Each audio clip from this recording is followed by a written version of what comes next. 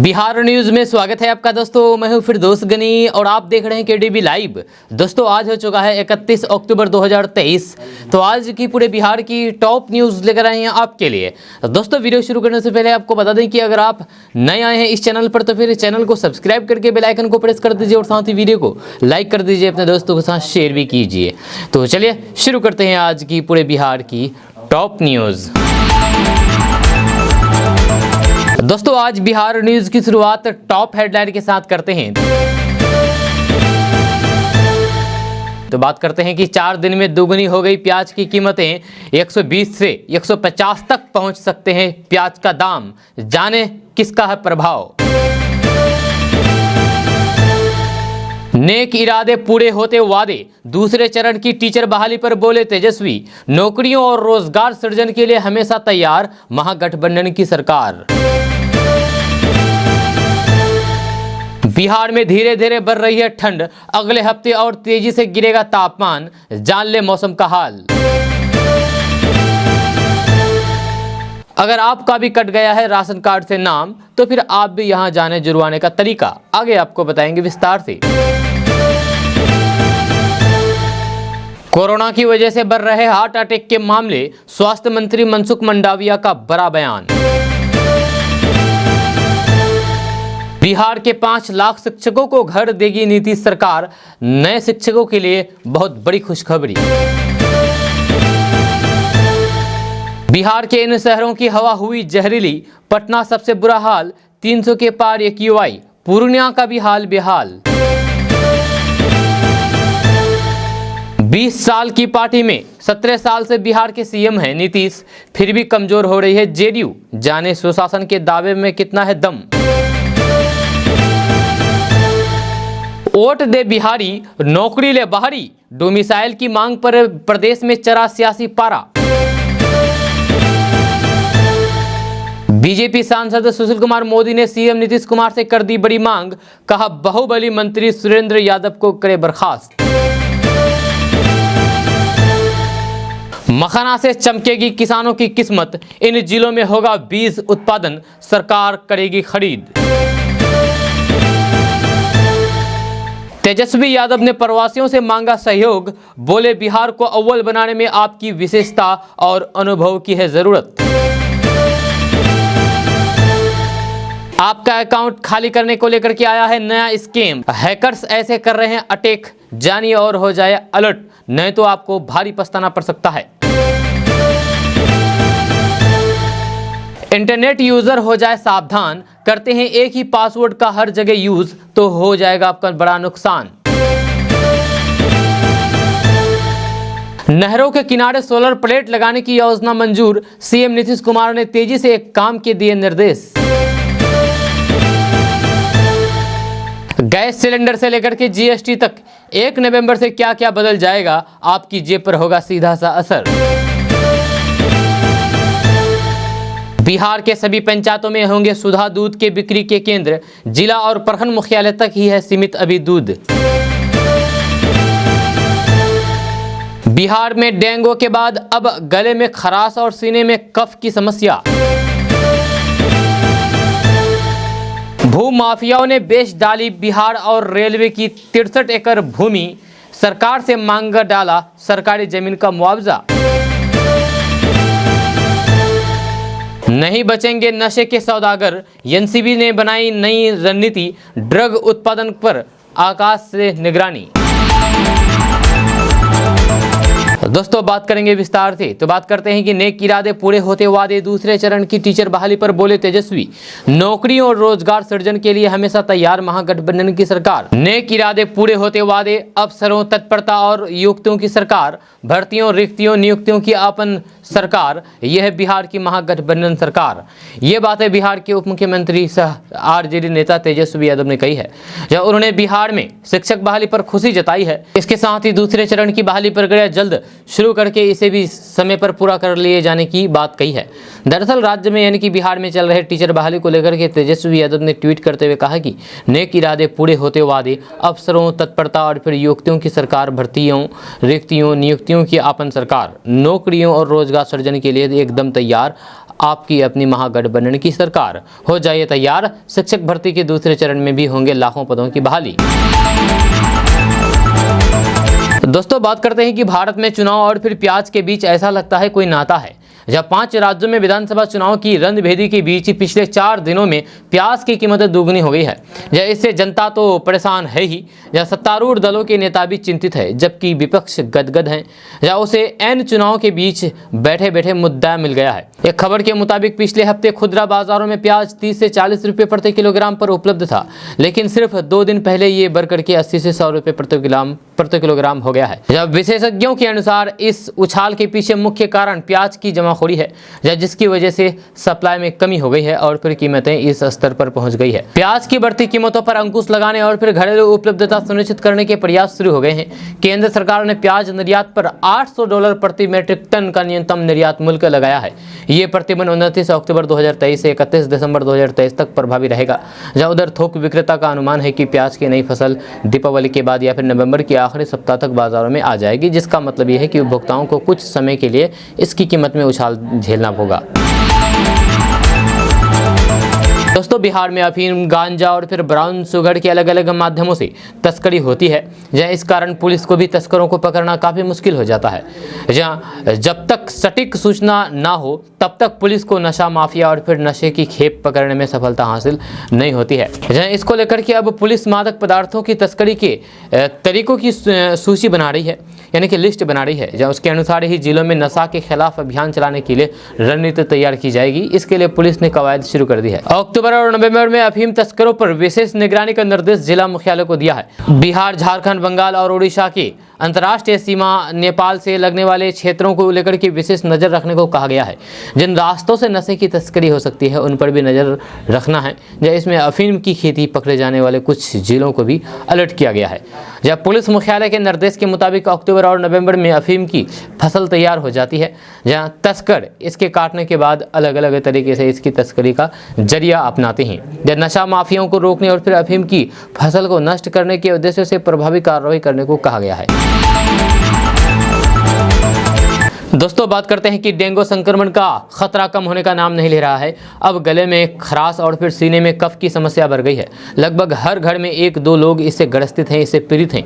Viral बुखार के अलावा टाइफाइड, चिकनगुनिया, इन्फ्लुएंजा के मरीजों की संख्या सबसे अधिक है। यह सरकारी अस्पतालों, स्वास्थ्य केंद्रों में ऐसे मरीजों की भीड़ बढ़ गई है, जहाँ कुछ लोगों को भर्ती करना पड़ रहा है, जहाँ कुछ को दवा देकर के आराम की सलाह दी जा रही है। डॉक्टरों का कहना है कि मौसम में बदलाव की वजह से ऐसा हो रहा है, जहाँ ऐसे में सावधानी बरतने की जरूरत है। दिन में तेज धूप से गर्मी लग रही है, शाम होते ही ठंड का एहसास हो रहा है। दिन और रात के तापमान में अंतर दिखने लगा है। ऐसे में मौसमी बीमारी की समस्या बढ़ गई है। रविवार को सदर अस्पताल की ओटीपी बंद रहने के कारण प्राइवेट अस्पतालों में सर्दी, खांसी, जुकाम वाले मरीजों की लाइन लगी रही है। जहाँ गले में खराश और फिर कफ की समस्या वाले मरीजों में बच्चे भी हैं। जब पिछले 24 घंटे में डेंगू के 10 मरीज मिले हैं जो जांच में पॉजिटिव मिले हैं। सदर अस्पताल के बाल रोग विशेषज्ञ डॉक्टर मंकेश्वर सिंह ने बताया है कि बदलते मौसम का असर बच्चों पर अधिक है। इस समय पीडियाट्रिक वार्ड में 13 बच्चे भर्ती हैं। वायरल फीवर की वजह से बच्चों में प्लेटलेट्स कम होने की समस्या देखने को मिल रहे हैं। दोस्तों बात करते हैं कि बिहार की सभी पंचायतों में सुधा बिक्री केंद्र खुलेंगे। यहां पैकेट बंद दूध और फिर दूध उत्पाद उपलब्ध होंगे। बिहार राज्य मिल्क कोऑपरेटिव फेडरेशन लिमिटेड यानी कि कम्फेड ने इसकी तैयारी शुरू कर दी है। जहां कम्फेड अपने विपणन तंत्र का विस्तार कर रहे हैं। इसके तहत पंचायत स्तर तक पैकेट बंद दूध मिलेंगे। यह अभी सुधा दूध के बूथ जिला और फिर प्रखंड मुख्यालय स्तर तक ही सीमित है। यह कॉम्फेड का लक्ष्य अगले 5 साल में खुदरा विक्रेताओं की संख्या बढ़ाकर के 56,000 करने की है। वर्तमान में सुधा दूध के करीब 1000 खुदरा विक्रेता है। बिहार की पंचायतों के अलावा झारखंड, उड़ीसा, पश्चिम बंगाल आदि राज्यों में भी सुधा बिक्री केंद्र खोले जाएंगे। वर्तमान में पैकेट बंद दूध की खपत 17.77 लाख किलो प्रतिदिन है। बिक्री केंद्र की संख्या बढ़ाने के साथ ही पैकेट बंद दूध की खपत लाख किलो प्रतिदिन करने की योजना है। दोस्तों बात करेंगे कि अक्टूबर का महीना खत्म होने में महज 2 दिन बचे हैं। या इसके बाद नवंबर के महीने की शुरुआत हो जाएगी। हर महीने की शुरुआत या फिर पहली तारीख को देश में कई चीज़ों में बदलाव होता है। या इन बदलावों का असर सीधा आम आदमी और फिर उसकी जेब पर पड़ता है। नवंबर से भी कुछ चीज़ों में बदलाव होने जा रहा है जो आपकी जेब पर असर डालेंगे। या ऐसे में अभी हम आपको बताने जा रहे हैं कि 1 नवंबर से कौन से बड़े बदलाव हो रहे हैं। या नए महीने की शुरुआत में जीएसटी से लेकर के लैपटॉप इंपोर्ट तक कई बदलाव शामिल है। या हर महीने की पहली तारीख को गैस सिलेंडर में के दामों में बदलाव होता है। या इस दिन महीने भर के लिए गैस सिलेंडर की कीमतें तय की जाती हैं। ऑयल कंपनियों के मुताबिक की कीमतें घट या फिर बढ़ सकती है। या साथ ही ऐसा भी हो सकता है कि कीमतों में कोई भी बदलाव ना किया जाए, यानी कि मौजूदा रेट बरकरार रखा जाए। राष्ट्रीय सूचना विज्ञान केंद्र यानी कि एनआईसी के मुताबिक 100 करोड़ रुपए या फिर उससे ज़्यादा के कारोबार वाले बिजनेस को 1 नवंबर से 30 दिनों के अंदर ई चालान पोर्टल पर जीएसटी चालान अपलोड करना होगा। दोस्तों बात करते हैं कि बिहार में शिक्षक भर्ती पर सियासत जारी है। पूर्व मुख्यमंत्री जीतन राम मांझी ने बिहार में हुई शिक्षक नियुक्ति में भारी फर्जीवाड़े का आरोप लगाकर के नीतीश सरकार पर हमलावर हैं। अब हिंदुस्तानी युवा मोर्चा के संरक्षक जीतन राम मांझी ने एक बार फिर से मुख्यमंत्री नीतीश कुमार पर बड़ा आरोप लगाया है। जीतन राम मांझी ने कहा है कि फूलपुर की लालच के लिए बिहारियों के भविष्य के साथ सौदा करना दुर्भाग्य है। दरअसल बिहार में शिक्षकों की बहाली के लिए बीपीएससी ने 1,70,000 पदों पर भर्ती निकाली थी। यह भर्ती परीक्षा में बड़ी संख्या में अभ्यर्थी शामिल हुए थे। इस परीक्षा में बतौर प्राइमरी टीचर बड़ी संख्या में दूसरे राज्यों को कैंडिडेट्स सफल हुए। या इनकी संख्या 14,000 के करीब है। या इसके बाद से बिहार में डोमिसाइल नीति को लेकर के मांग होने लगी। अब इसी को लेकर के जीतन राम मांझी ने सोशल मीडिया एक्स के जरिए नीतीश कुमार पर बड़ा हमला बोला है। जीतन राम मांझी ने कहा है कि उत्तर प्रदेश के जेडीयू नेताओं की नीतीश जी से मुलाकात और फिर संगठन विस्तार की बात ने साबित कर दिया है कि शिक्षक नियुक्ति परिणाम में अन्य राज्यों के लोगों के चयन के बहाने जेडीयू उन राज्यों में अपना विस्तार चाहती है। जब फूलपुर की लालच के लिए बिहारियों के भविष्य के साथ सौदा करना दुर्भाग्यपूर्ण है। दोस्तों आजकल बहुत से लोग ऑफलाइन की जगह ऑनलाइन शॉपिंग करना ज़्यादा पसंद करते हैं। ई कॉमर्स साइट्स भी समय समय पर अपने प्लेटफॉर्म पर सेल्स और बेस्ट ऑफर्स लेकर के आती है। लेकिन ऑनलाइन शॉपिंग में आज भी स्कैम होने का डर बना रहता है। अक्सर हमें खबरें सुनने को मिल जाती है कि शख्स ने आईफोन 14 प्रो ऑर्डर किया लेकिन उसकी जगह डब्बे में साबुन निकला। या ऐसी खबरें सुनने के बाद हर कोई ऑर्डर करने से पहले 100 बार सोचता है। हालांकि इस समस्या को दूर करने के लिए कंपनियां भी कड़ी मेहनत कर रही है। वहीं अगर आप फ्लिपकार्ट में शॉपिंग करते हैं तो हम आपको एक ऐसे ऑप्शन के बारे में बताने जा रहे हैं जिसे यदि आप ऑन कर देते हैं तो फिर डिलीवरी बॉय चाहकर भी आपके साथ कोई भी स्कैम नहीं कर पाएगा। आपको बता दें कि इस ऑप्शन का नाम है फ्लिपकार्ट ओपन बॉक्स डिलीवरी। ये एक ऐसा ऑप्शन है जिसका इस्तेमाल करके आप डिलीवरी बॉय द्वारा किए जाने वाले स्कैम से बच सकते हैं। या खास बात यह है कि यह ऑप्शन पूरी तरीके से फ्री है। या इसके लिए आपको कोई भी एक्स्ट्रा चार्ज भी देने की ज़रूरत नहीं है। अगर आप इस ऑप्शन को ऑन करके किसी गैजेट को मंगवाते हैं तो फिर डिलीवरी बॉय आपके सामान को पहले ओपन करके दिखाएगा। यदि आपको लगता है कि आपके प्रोडक्ट के साथ कुछ छेड़खानी हुई है तो फिर आप इसे उसी वक्त रिटर्न भी कर सकते हैं। यानी कि आप इस एक छोटी सी सेटिंग को ऑन करके अपनी मेहनत की कमाई डूबने से बचा सकते हैं। यह ऑप्शन आपको फ्लिपकार्ट ऐप में देखने को मिलता है। जहां इसलिए ध्यान रखें कि जब भी आप कुछ ऑर्डर करें तो फिर इस ऑप्शन को ज़रूर ऑन कर दें। या इस ऑप्शन को सेलेक्ट करने के बाद डिलीवरी बॉय आपको पैकेज ओपन करके देगा। यानी कि डिलीवरी बॉय खुद पैकेज ओपन करेगा उसके बाद आपको देगा।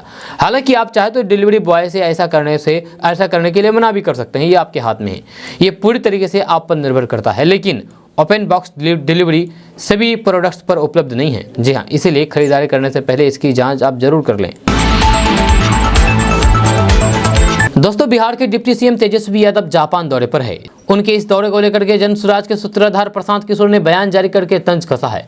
या प्रशांत किशोर ने कहा है कि तेजस्वी यादव जापान जाएं या फिर अंटार्कटिका, उनकी जो अपनी समझ है, अगर बिहार के लिए जापान से कुछ ला करके करा पाए तो बहुत अच्छी बात है। उनकी माँ और बापूजी बिहार में 15 साल शासन में रहे। या तब तो कोई ना जापान से आया और ना ही जर्मनी से। अब अगर वो प्रयास कर रहे हैं तो फिर मैं उनका समर्थन कर रहा हूं।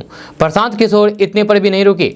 प्रशांत किशोर ने तेजस्वी यादव पर तंज कसते हुए आगे कहा है कि वे जापान घूमने गए हैं या फिर जापान से बिहार के लिए कुछ लाने, वे तो जब वो जापान से लौटेंगे तो फिर आने वाले महीनों में ही दिखेगा। या उनके जापान जाने से बिहार का क्या कुछ फ़ायदा हुआ है या फिर इस गरीब जनता के टैक्स के पैसे का मिट्टी पलीद हुआ है कि आटा गीला, ये पता चलेगा बाद में। जब प्रसाद किशोर ने कहा है कि यहाँ दो लोग शासन चला रहे हैं, लालू और नीतीश जी। जब इनकी राजनीति तो आप जानते ही हैं, जब इनका पूरा फोकस ये है कि समाज को बांटो, सबको गरीब अनपढ़ मजदूर रखो, सबको समाजवाद समतामूलक बात करके सामाजिक न्याय के नाम पर बेवकूफ़ बनाकर के वोट लेते रहो। लालू यादव ने जिन वर्गों को आवाज़ दी उनको शिक्षा क्यों नहीं दी, जब उनको रोजगार क्यों नहीं दिया, उनको जमीन क्यों नहीं दी? वो इसलिए क्योंकि आवाज़ देने से वो उनके लिए ज़िंदगी भर नारा लगाएगा और फिर उनका झंडा लेकर के घूमेगा। दोस्तों बात करते हैं कि केंद्रीय स्वास्थ्य मंत्री मनसुख मंडाविया ने कहा है कि देश में हार्ट अटैक के मामले कोरोना की वजह से बढ़ रहे हैं।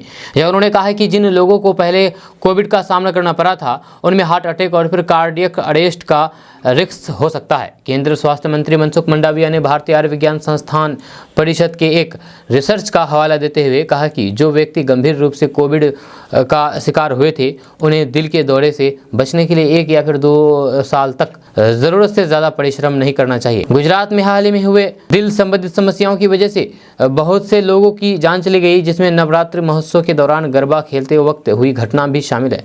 जहाँ इसके बाद राज्य में स्वास्थ्य मंत्री ऋषिकेश पटेल ने कार्डियोलॉजिस्ट सहित चिकित्सा विशेषज्ञों के साथ एक बैठक की। पटेल ने विशेषज्ञों से कारणों और फिर उपचार का पता लगाने के लिए जान जाने के आंकड़े जुटाने को कहा है। जहाँ इस बीच केंद्रीय स्वास्थ्य मंत्री मनसुख मंडाविया के बयान से यह साफ हो गया है कि हार्ट अटैक के केस बढ़ने का खतरा बड़ा कारण कोरोना है। दोस्तों अगर आपका भी राशन कार्ड से नाम कट गया है तो फिर आप टेंशन मत लें। जी हाँ, आप बड़े ही आसानी से अपने नाम राशन कार्ड को से जुड़वा सकते हैं। वो कैसे, हम आपको भी बताएंगे विस्तार से। आपको बता दूं कि शायद आप किसी सरकारी योजना से जुड़े हो, या क्योंकि एक तरफ राज्य सरकारें और फिर दूसरी तरफ केंद्र सरकार विभिन्न लाभकारी और फिर कल्याणकारी योजनाएं चलाती है। अभी भी बड़ी संख्या में लोग अलग अलग योजना से जुड़े हुए हैं। या उदाहरण के तौर पर राशन कार्ड को ही लीजिए, या इसका फायदा कई परिवार उठा रहे हैं, या जिसके तहत उन्हें सस्ते और फिर मुफ्त राशन का लाभ मिल रहा है। लेकिन कई बार कुछ कारणों से परिवार के किसी सदस्य का नाम राशन कार्ड से कट जाता है, जिसके कारण लोग परेशान होने लगते हैं, या क्योंकि उन्हें पता नहीं होता है कि ऐसे कटे हुए नाम को राशन कार्ड में कैसे जोड़ा जाए। तो आइए जानते हैं इसका आसान तरीका के बारे में, आसान प्रोसेस के बारे में। तो पहले चरण के बारे में बात करें तो राशन कार्ड सूची समय समय पर अपडेट की जाती है। ऐसे में अगर आपका नाम कट गया है तो फिर अक्सर ये जानकारी आपका राशन डीलर ही दे देता है। लेकिन अगर आपको इसकी जानकारी नहीं होती है तो फिर आप अधिकारी के पास जा सकते हैं जानकारी लेने के लिए। वहीं पर आप वेबसाइट से भी चेक कर सकते हैं। इस योजना की वेबसाइट चेक करने के लिए आप www.nfsa.gov.in/default.aspx पर जा सकते हैं। इस वेबसाइट पर जाकर के चेक कर सकते हैं। वहीं पर दूसरे चरण के बारे में बात करें तो पोर्टल पर जाने के बाद आपको राशन कार्ड का विकल्प दिखाई देगा, या उस पर क्लिक करें। फिर आपको राज्य पोर्टल पर राशन कार्ड विवरण का विकल्प चुनना होगा। इसके बाद आपको अपना राज्य जिला ब्लॉक चुनना होगा, नाम और फिर पंचायत भी चुनना होगा। वहीं पर तीसरे चरण के बारे में बात करें तो अब आपको अपनी राशन दुकान का नाम, दुकानदार का नाम और फिर अपने राशन कार्ड का प्रकार चुनना होगा। या इसके बाद आपके सामने एक सूची खुलेगी, यानी कि लिस्ट खुलेगी, जिसमें आपको अपना नाम दिखने लगेगा। या अगर आपका नाम इसमें नहीं है तो फिर हो सकता है कि आपका नाम कट गया हो। अब सवाल यह है कि यदि आपका नाम अगर छूट गया है तो आप कैसे आप इसमें जोड़ सकते हैं। तो आपको बता दूं कि अगर राशन कार्ड से नाम हटा दिया गया है तो फिर अपने राशन कार्ड डीलर के पास जाएं, या फिर नज़दीकी खाद्य आपूर्ति विभाग में जाएं। यहाँ जाएं और फिर से जोड़ने का फॉर्म भरें और फिर संबंधित दस्तावेजों की प्रतियां संकलन कर दें, जिसके बाद आपका नाम दोबारा राशन कार्ड से जुड़ जाएगा। दोस्तों ऑनलाइन फ्रॉड के मामले लगातार बढ़ते जा रहे हैं। साइबर स्कैम से अब तक लाखों लोग शिकार हुए हैं। जहां हैकर्स लोगों का अकाउंट खाली करने के लिए तरह तरह के पैंतरे अपना रहे हैं। अब एक नया स्कैम सामने आया है, जहां स्कैमर्स अब एक कॉल फॉरवर्डिंग स्कैम की मदद से फ़ोन यूज़र्स को निशाना बना रहे हैं। अपराधी यूज़र को एक स्पैम कॉल करते हैं और फिर खुद को मोबाइल नेटवर्क ऑपरेटर या फिर इंटरनेट सेवा प्रदाता के ग्राहक सेवा प्रतिनिधि के रूप में पेश करते हैं। जियो, एयरटेल जैसी टेलीकॉम ऑपरेटर ने यूज़र्स को कॉल फॉरवर्डिंग स्कैम के लिए अलर्ट किया है। यह कॉल फॉरवर्डिंग स्कैम सबसे खतरनाक स्कैम है। यह स्कैमर्स यानी कि फ्रॉडर्स मोबाइल या फिर इंटरनेट सर्विस प्रोवाइडर की रिप्रेजेंटेटिव के रूप में कॉल करते हैं, जहां उनके इंटरनेट अकाउंट, सिक्योरिटी या फिर सिम कार्ड के साथ कोई भी परेशानी होने का दावा करते हैं। वे तुरंत समस्या का समाधान के लिए कोड यानी कि जैसे 401 कोड डालने को कहते हैं। या जो स्कैमर्स के नंबर पर कॉल फॉरवर्डिंग को एक्टिव करता है। इससे स्कैमर्स को कॉल तक पहुंच, वॉइस OTP को इंटरसेप्ट करने की सुविधा मिलती है। स्कैमर्स का सीधा साधा टारगेट बैंक अकाउंट डिटेल्स और फिर संवेदनशील जानकारी चुराना होता है। या ऐसे में कोड डायल करने से बचें और फिर किसी से भी अपनी जानकारी शेयर ना करें। स्कैमर्स ऐसे बहाने बनाते हैं जिससे कि सामने वाला यूजर्स मना ना कर पाए। जहाँ एक बार जब टारगेट को विश्वास में ले लिया जाता है तो फिर वे आसानी से सॉल्यूशन प्रदान करता है और फिर फ़ोन यूज़ को एक नंबर डायल करने को कहता है जो 401 से शुरू होता है। यूज़र्स को समझ में नहीं आता है कि सामने वाला जालसाज है और फिर वो कॉल फॉरवर्ड करने के लिए ऐसा कर रहा है। कोड डायल करते ही स्कैमर कॉल फॉरवर्डिंग को एक्टिव करता है और फिर आने वाले कॉल्स को अपने डिवाइस पर डाइवर्ट करने की अनुमति मिलती है। ये स्कैमर वन टाइम पासवर्ड को भी एक्सेस करने की क्षमता रखता है, यानी कि OTP। इस घोटाले का सिर्फ एक ही उद्देश्य है, वित्तीय लाभ। जब वे गलत तरीके से फ़ोन का एक्सेस लेते हैं और फिर पैसा चुराते हैं, जब वे खास करके अनजान लोगों को निशाना बनाते हैं। अब सबसे बड़ा सवाल यह है कि आखिर इससे कैसे बचें। तो आपको बता दूं कि कोड डायल करने से बचें, किसी भी तरीके का कोड डायल ना करें या फिर किसी भी टेक्स्ट मैसेज का जवाब ना दें। स्कैमर्स अधिकतर ऐसे तरीके अपनाते हैं। वहीं पर आप फ़ोन को सुरक्षित रखें। अपने फ़ोन को सुरक्षित रखने के लिए बायोमेट्रिक ऑथेंटिकेशन मेथड का उपयोग करें। कोई जानकारी शेयर ना करें, कभी भी किसी से भी OTP शेयर ना करें। डेटा शेयर करने से पहले सामने वाले को वेरीफाई कर लें।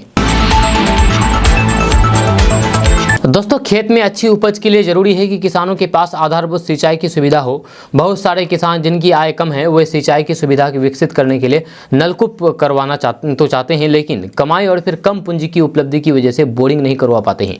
यही वजह है कि सरकार द्वारा छोटे और फिर मध्यम वर्ग के किसानों के लिए बोरिंग करवाने पर अनुदान देने और फिर आर्थिक सहायता दिए जाने का प्रावधान है। यह सिंचाई की सुविधा विकसित करने के क्रम में सरकार ने नलकूप तक बिजली की पहुंच भी स्थापित कर रही है, ताकि किसान बहुत से कम लागत में इलेक्ट्रिक पंप में खेत की सिंचाई कर पाए और फिर खेती में अच्छा मुनाफा कमा सके। वहीं पर खेत में बोरिंग करवाने में अच्छी खासी लागत आती है, लेकिन अगर आप सरकार की बेहतरीन नलकूपों की योजनाओं के लिए आवेदन करते हैं तो फिर आप इस योजना का लाभ पाने के लिए पात्र होते हैं। तो बोरिंग करवाना काफ़ी सस्ता हो गया है। टॉप 3 नलकूप योजनाओं के लिए बेहतरीन टॉप योजनाओं में आवेदन करके आप आसानी से अपने खेत में बोरिंग का लाभ उठा सकते हैं। इन टॉप 3 बोरिंग योजनाओं में आवेदन करके आप आसानी से कम लागत में खेतों में बोरिंग करवा सकते हैं। या इनमें से कुछ योजनाओं पर 50% अनुदान का प्रावधान है, जबकि कुछ योजना में पूरी तरीके से निःशुल्क बोरिंग का प्रावधान है। दोस्तों, बात करते हैं कि लोकसभा चुनाव 2024 में एनडीए के सीट शेयरिंग फॉर्मूले को लेकर के तरह तरह के कयास लगाए जा रहे हैं, जब मगर अभी तक ये फॉर्मूला सार्वजनिक नहीं हुआ है। बताया जा रहा है कि बीजेपी समेत अन्य घटक दल एक एजेंसी से सर्वे करवा रहे हैं। इस सर्वे के नतीजे के आधार पर ही एनडीए में सीटों का बंटवारा किया जाएगा। जहाँ ये बात हिंदुस्तानी अवाम मोर्चा के सुप्रीमो एवं पूर्व मुख्यमंत्री जीतन राम मांझी ने दी है। जीतन राम मांझी ने कहा है कि सर्वे अभी जारी है, इससे ये पता लगाया जा रहा है कि किस सीट पर एनडीए में शामिल कौन सी पार्टी मजबूत है। जिस सीट पर जो पार्टी मजबूत होगी उसी का उम्मीदवार वहां से चुनाव लड़ेगा। यानी कि सर्वे के नतीजे के आधार पर ही सीटों का बंटवारा होगा। जीतन राम मांझी ने कहा कि एनडीए में सीटों को लेकर के कोई भी विवाद नहीं है। जैसे जो सीट मिलेगी वह वहां से चुनाव लड़ेगा, या जिस सीट पर उनकी पार्टी चुनाव नहीं लड़ेगी वहां पर भी एनडीए गठबंधन के उम्मीदवार का मजबूत से प्रचार प्रसार किया जाएगा। एक सवाल के जवाब में उन्होंने कहा कि किसी धर्म पर बोलना गलत बात है, मानो तो देव नहीं तो पत्थर। जो लोग पूजा कर रहे हैं उनकी आस्था को ठेस पहुंचाना गलत बात है। जब बिहार सरकार पर निशाना साधते हुए उन्होंने कहा कि शिक्षक भर्ती में बड़े पैमाने पर गड़बड़ी हुई है। दोस्तों, बात करते हैं कि बिहार में जमीन माफिया इस कदर बेखौफ हैं कि सरकार और फिर रेलवे की जमीन को भी नहीं छोड़ रहे हैं। ताज़ा मामला बिहार के भागलपुर के साहेबपुर कमाल अंचल का है। जमीन माफियाओं ने साहेबपुर कमाल अंचल के मलहीपुर, बराड़ी, मौजा और फिर मुंगेर जिला सीमा क्षेत्र के खेसरा नंबर 58 की 283 बीघा गैर मजरूआ जमीन को फर्जीवाड़ा करके अपने नाम जमाबंदी कर लिया है। ये मामला तब सामने आया जब आरोपी अमरीश चंद्र सिंह और फिर अरविंद चंद्र सिंह ने उस जमीन को जब जल्दबाजी में बेचना शुरू कर दिया। इस दौरान जानकारी मिली है कि इस खसरे की करीब 43 एकड़ रेलवे की जमीन पहले से ही बेची जा चुकी है। इस जमीन का 1883 में अधिग्रहण कर लेकर के तत्कालीन बंगाल सरकार ने रेलवे को सौंपा था। जमीन माफिया इस जमीन को बेचने के बाद भी नहीं रुके और गैर मजरूआ जमीन लगभग 220 एकड़ जमीन बेच डाली।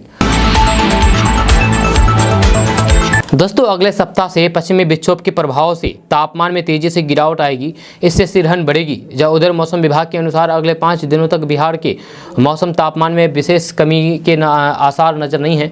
वहीं अधिकतम तापमान में उतार चढ़ाव की स्थिति रहेगी। जहाँ तापमान में अचानक उतार चढ़ाव होने से शरीर उतनी तेज़ी से सामंजस्य नहीं बैठा पाते हैं। या जुकाम, कफ के साथ जल्दी थकावट, तनाव, चिड़चिड़ापन, अनिंद्रा, सांस लेने में परेशानी, गले में खराश, बदन दर्द, सिर दर्द, आंखों में लालीपन या फिर पीलापन, आंखों और फिर चेहरे पर सूजन आदि की शिकायतें लोगों को कहरा रही है। जी हाँ, औसत अधिकतम तापमान 30 से 32 डिग्री के बीच रहेगा, जबकि न्यूनतम तापमान 18 से 20 डिग्री के बीच रहने का अनुमान है आज। मौसम विज्ञान केंद्र पटना के अनुसार सबसे कम तापमान कल किशनगंज में दर्ज किया गया। किशनगंज में इस सीजन का सबसे कम न्यूनतम तापमान दर्ज किया गया। वहीं पर आज पटना में मौसम साफ रहने का अनुमान है। छपरा, सीवान में हल्की ठंड महसूस की जा रही है। पटना के साथ साथ कुल 16 जिलों में पारा अचानक से लुढ़क सकता है। यह शहर के मुकाबले गाँव में ठंड ज्यादा महसूस की जा रही है। मौसम विभाग के अनुसार नवंबर के शुरुआती 3 दिन भी मौसम इसी तरह बना रहेगा। अधिकतम तापमान 31 से 32 और फिर न्यूनतम तापमान 15 से 16 डिग्री के आसपास ही रहेगा। दोस्तों जेडीयू के राष्ट्रीय अध्यक्ष ललन सिंह केंद्र की नरेंद्र मोदी सरकार पर लगातार सत्ता का दुरुपयोग करने का आरोप लगाते रहे हैं। ललन सिंह के इस आरोप पर बिहार बीजेपी के प्रदेश अध्यक्ष सम्राट चौधरी ने पलटवार किया है। सम्राट चौधरी ने कहा है कि जो व्यक्ति इस तरीके का आरोप लगाता है वह खुद सबसे अधिक सत्ता का दुरुपयोग करता है और फिर उनके कारण बिहार के पदाधिकारी परेशान हैं। सम्राट चौधरी ने कहा है कि नीतीश कुमार की सरकार सत्ता का दुरुपयोग करती है। उन्होंने ललन सिंह पर निशाना साधते हुए कहा है कि जो आदमी सबसे ज़्यादा सत्ता का दुरुपयोग करता है वही भाषण सुनाता है। पदाधिकारियों को परेशान करने का काम वही व्यक्ति करता है।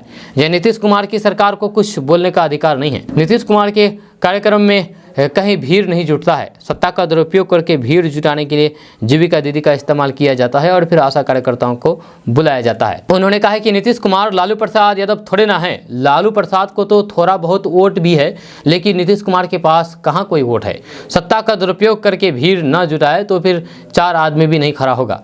जब नीतीश कुमार की सरकार अगर सत्ता का दुरुपयोग नहीं करे तो जमानत जब्त हो जाएगी। उनकी राजनीतिक हैसियत है तो फिर वह राष्ट्रपति शासन लगवा करके चुनाव करा करके देख लें, जमानत जब्त हो जाएगी।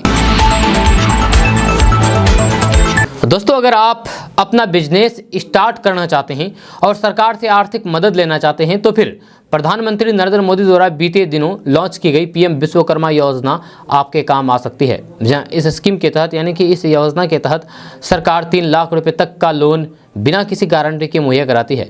हालांकि इसमें लाभ लेने के लिए पहले से तय किए गए 18 ट्रेडर से जुड़ा होना चाहिए। दरअसल पीएम विश्वकर्मा योजना केंद्र सरकार की तरफ से शुरू की गई एक ऐसी योजना है जिसमें जरूरतमंदों को लोन देकर के उन्हें कारोबार के लिए प्रोत्साहित किया जाता है। जब प्रधानमंत्री नरेंद्र मोदी ने बीते सितंबर महीने में अपने विश्वकर्मा जयंती के मौके पर इस स्कीम को लॉन्च किया था। जहाँ इसमें न केवल विभिन्न ट्रेड से जुड़े लोगों को बिना गारंटी के लोन दिया जाता है, बल्कि उस सेक्टर में कारोबार कर जमाने के लिए स्किल ट्रेनिंग की भी व्यवस्था की गई है। जी हाँ, यही नहीं, उसमें स्टाइपेंड समेत अन्य लाभ देने का भी प्रावधान किया गया है। पीएम विश्वकर्मा योजना के तहत सबसे बड़ा बेनिफिट ये होगा कि अगर कोई स्किल्ड व्यक्ति अपना खुद का कारोबार शुरू करना चाहते हैं तो फिर वित्तीय परेशानी है यानी कि पैसे की कमी है, कमी के चलते दिक्कत पेश आती है, तो फिर वह इस स्कीम के यानी कि इस योजना के तहत लोन के लिए अप्लाई कर सकता है। इसमें 3 लाख रुपए तक के लोन का प्रावधान किया गया है। जहां इसके तहत पहले चरण में बिजनेस स्टार्ट करने के लिए 1 लाख रुपए का लोन दिया जाता है और फिर उसके विस्तार के लिए दूसरे चरण में लाभार्थी 2 लाख रुपए तक का लोन ले सकता है। ये लोन बेहद ही रियायती 5% की ब्याज दर पर मुहैया कराया जाता है। इस स्कीम में यानी कि इस योजना में एक और जहां कारोबार खड़ा करने के लिए 3 लाख रुपए का लोन दिया जाता है, तो फिर वहीं इसके तहत तय किए गए 18 ट्रेड में लोगों के कौशल को और निखारने के लिए मास्टर ट्रेनरों के जरिए करीब सप्ताह भर की ट्रेनिंग भी कराई जाएगी और इसके साथ ही 500 रुपये प्रतिदिन स्टाइपेंड भी देगी। जहाँ वही लाभार्थियों को इसमें पीएम विश्वकर्मा सर्टिफिकेट और फिर ID कार्ड, बेसिक और एडवांस ट्रेडिंग से जुड़े स्किल अपग्रेडेशन, 15,000 रुपये का टूल किट प्रोत्साहन, डिजिटल ट्रांजैक्शन के लिए इंसेंटिव दिया जाएगा। दोस्तों बात करते हैं कि बिहार के सरकारी स्कूलों में पढ़ाने वाले शिक्षकों के लिए अच्छी खबर सामने आ रही है। ताज़ा रिपोर्ट्स के मुताबिक बिहार के 5 लाख शिक्षकों को सरकार के द्वारा घर उपलब्ध कराया जाएगा। इसको लेकर के विभाग के स्तर पर तैयारी की जा रही है। यह खबर के अनुसार बिहार में जो शिक्षक अपने घर से दूर किसी दूसरे जिला, अनुमंडल, प्रखंड और फिर पंचायत स्तर के स्कूलों में पढ़ाते हैं, उन्हें रहने के लिए मकान उपलब्ध कराया जाएगा ताकि उन्हें आने जाने में किसी तरह की कोई भी परेशानी ना हो। आपको बता दें कि रविवार को विभाग ने इस संदर्भ में विज्ञापन जारी करके मकान मालिकों और फिर रियल एस्टेट कंपनियों से 4 नवंबर तक ऑनलाइन प्रस्ताव मांगा है। जब विभाग ने मकान मालिकों और फिर रियल एस्टेट कंपनियों से कहा है कि वे कितने फ्लैट और फिर मकान तत्काल उपलब्ध करा सकते हैं। दरअसल बिहार में दूर दराज के क्षेत्रों में मकान की अनुपलब्धता के कारण कई शिक्षकों को जिला मुख्यालय में किराया पर मकान लेना पड़ता है, जिससे उन्हें आने जाने में दिक्कत होती है। इसी को देखते हुए विभाग अब इन टीचरों को नज़दीक में ही घर उपलब्ध कराएगी। दोस्तों बात करते हैं कि नीतीश कुमार की राजनीतिक यात्रा एक चौराहे पर है, क्योंकि वे बदलते गठबंधनों और फिर सत्ता संघर्षों की पृष्ठभूमि के बीच बिहार के लगातार बदलते राजनीतिक परिदृश्यों में संतुलन खोजने का प्रयास कर रहे हैं। जब वे जो रास्ता चुनेंगे वह बिहार के राजनीतिक भविष्य पर महत्वपूर्ण प्रभाव डालेगा। यह गतिशील और फिर लगातार बदलते राजनीतिक परिदृश्य में बिहार के मुख्यमंत्री नीतीश कुमार अज्ञात राह पर चलते दिख रहे हैं, जिससे उनकी राजनीतिक रणनीति पर सवाल उठ रहे हैं।